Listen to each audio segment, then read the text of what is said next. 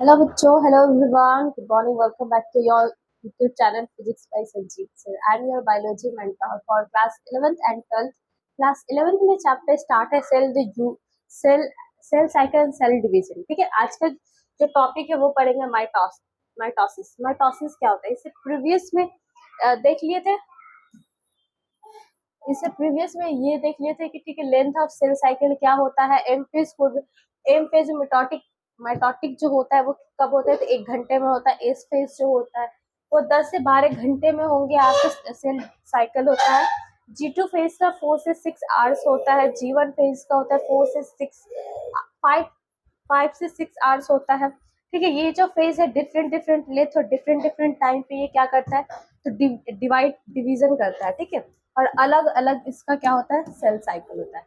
अब देखो माइटोसिस क्या होता है. Mitosis is the process of cell division within the chromosome replicate get equal disturb into a two outer cell. देखो mitosis क्या होता है. माइटोसिस एक प्रोसेस है जिसमें सेल क्या करता है, तो सेल डिवीजन करता है. ठीक है, इसमें क्या होता है, अपने ही जैसा रिप्लिकेट करता है. मतलब एक सेल से दो सेल से 3 सेल, मतलब बहुत सारे सेल जो वो क्या किया, रिप्लिकेट किया, तो उसे हम लोग क्या बोलते हैं, तो उसे ही हम लोग बोलते हैं डिवीजन बोलते हैं. ठीक है, इसमें क्या होता है, टू आउटर सेल बनेगा. कितना सेल बनेगा, तो टू आउटर सेल्स बनेंगे.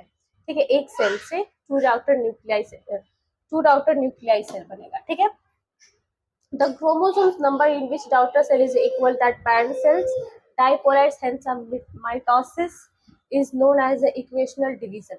देखो ये क्या बोल रहा है, ये देखो डाउटर सेल जो है, जो क्रोमोसोम जितने भी नंबर ऑफ क्रोमोसोम्स है उसमें जो डाउटर सेल है इक्वली पेरेंट्स के इक्वली उसमें भी क्या रहेगा, तो क्रोमोसोम्स रहेंगे, और वो जो है वो क्या रहेगा, तो डाइपोलाइट रहेगा. हम लोग क्या बोलते हैं, तो उसे बोलते हैं इक्वेशनल डिवीजन बोलते हैं. उस प्रोसेस के क्या बोलते हैं, तो इक्वेशनल डिवीजन बोलते हैं. ठीक है, अब देखो इस तरीके से क्या हो रहा है, सेल डिवीजन कर रहा है. फर्स्ट ऑफ ऑल पहले क्या डिवीजन करेगा, देखो ये क्या है, mitosis and somatic cell division. क्या क्या डिवीजन कर रहा है, तो माइटोसिस और सोमैटिक सेल डिवीजन कर रहा है. देखो पहले न्यूक्लियर मेम्ब्रेन एस्टर जो है वो धीरे धीरे डिवाइड करेगा, फिर स्पिंडल फाइबर्स और सेंट्रोमर्स है वो डिवाइड करेंगे. ठीक है, वो बहुत सारा क्या इस तरीके से बनाएगा, फिर डिवाइड कर जाएगा, फिर यहाँ से लास्टली में क्या होगा, टू डाउटर न्यूक्लियाई हम लोग को मिल जाएगा.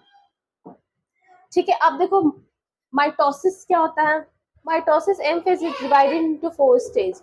ये फोर स्टेज में डिवाइड करेगा. ठीक है, कितने स्टेज में, तो 4 स्टेज में ये डिवाइड करेगा.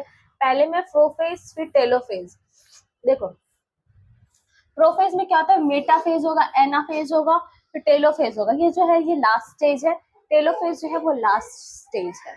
ठीक है, इसमें क्या होता है, साइटोकाइनेसिस कंप्लीटली माइटोटिक फेज, जिसमें साइटोकाइनेसिस है वो कंप्लीटली माइटोटिक फेज से बनता है. ठीक है, अब देखो माइटोसिस क्या है. पहले फर्स्ट ऑफ ऑल प्रोफेज देखेंगे, तो it can be divided into 3 stage. ये कौन से स्टेज में डिवाइड करेगा, तो 3 स्टेज में डिवाइड करेगा. ठीक है, 3 इसका कौन सा स्टेज है, तो 3 स्टेज है. ठीक है, 3 स्टेज में ये डिवाइड करेगा. उसके बाद first of all early phase देखें. ईयरली फेज में क्या होगा, तो centromere start moving towards opposite poles of the nuclear cells. जो सेंट्रोमर्स है, सेंट्रोइड्स है, वो क्या होगा, तो न्यूक्लियर सेल के अपोजिट पोल्स में होंगे. ठीक है, किसके अपोजिट पोल्स में होगा, तो न्यूक्लियर सेल के अपोजिट पोल्स में होगा. बोथ द सेंट्रोल्स पे radiates outline a microtubule fibers called astral ray. देखो दोनों जो है सेंट्रोइड के जो पेयर्स बन जाएंगे. ठीक है, और रेडिएट ये क्या करेगा, तो ये जो है ये एक माइक्रोट्यूब्यूल्स फाइबर्स बनाएगा.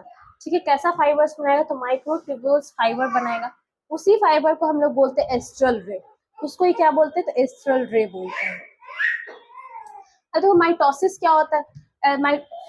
अब नेक्स्ट देखो, each pair has astral ray along with a centriole pairs is called aster. वही जो रेज है, एस्ट्रल रेज जो है वो कहाँ जाता है, तो सेंट्रोल पेयर के पास जाएगा. वही सेंट्रोल पेयर को हम लोग क्या बोलते हैं, तो एस्टर बोलते हैं. ठीक है, द क्रोमैटिन रेटिकुलेट डिसअपीयर. जो क्रोमैटिन जो है वो क्या हो जाएगा, डिसअपीयर हो जाएगा. ठीक है, chromosomes appear as a long thread. जो क्रोमोसोम है वो लॉन्ग थ्रेड बन जाएगा, लंबे लंबे धागे टाइप स्ट्रक्चर बन जाएगा।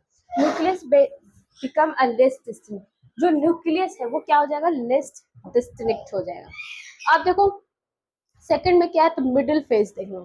First of all early phase देख लिए, अब पढ़ेंगे मिडिल फेज, मिडिल प्रोफेज। देखो the chromatin condense into chromosomes by dehydrating and coiling. ये क्या करता है, तो ये क्रोमैटिन जो है वो डेंस क्रोमोसोम को क्या कर देता है, डिहाइड्रेट कर देता है और कॉइलिंग कर देता है। ठीक है, क्या कर देता है, डिहाइड्रेट और कॉइलिंग कर देगा। देखो क्रोमोसोम है वहां पर, इस क्रोमोसोम को क्या कर देता है, डिहाइड्रेट और कॉइलिंग कर देगा। ठीक है, तो the chromosome consist of two identical sister chromatids jointed together by a centromeres. उसके बाद क्या होता है, इसके पास दो आइडेंटिफाई बन जाता है, दोनों क्या कर जाते हैं, ज्वाइंट कर जाते हैं। देखो इस तरीके से ये क्या कर गया, ज्वाइंट कर गया। ठीक है, तो ये क्या बना जाता है, ये सेंट्रोमर्स बना देते हैं। ठीक है, दो क्रोमोसोम्स आपस में ज्वाइंट होके क्या बना देते हैं, सेंट्रोमर्स बना देते हैं। For the first time they can be seen with in the light microscope. First time इसे देखा गया लाइट माइक्रोस्कोप में देखा गया। ठीक है, अब देखो लास्ट प्रोफेज क्या है, स्ट्रक्चर नोन एज सेंट्रोसोम। इस स्ट्रक्चर को क्या बोलते हैं, तो सेंट्रोसोम बोलते हैं। Centrosomes that migrate to opposite end of the cell. ये जो होता है ये कहाँ होता है, तो अपोजिट सेल के अपोजिट साइड में ये आपको मिलेगा। The centrosome origins the production of microtubules that form the spindle fiber that constitute the mitotic spindle। देखो ये जो सेंट्रोमर है क्या प्रोड्यूस करता है, क्या प्रोडक्शन करता है, तो ये माइक्रोट्यूब्यूल्स को प्रोडक्शन करता है। एक स्पिंडल लाइक स्ट्रक्चर होता है। ठीक है, स्पिंडल फाइबर लाइक स्ट्रक्चर होता है, जिसे हम लोग माइटोटिक स्पिंडल भी बोलते हैं। ये जो है ये क्या करता है, ब्रेक डाउन करके क्या बनाता है, तो स्मॉल वेसल्स बना देता है, उसको ही हम लोग बोलते हैं न्यूक्लियोलस।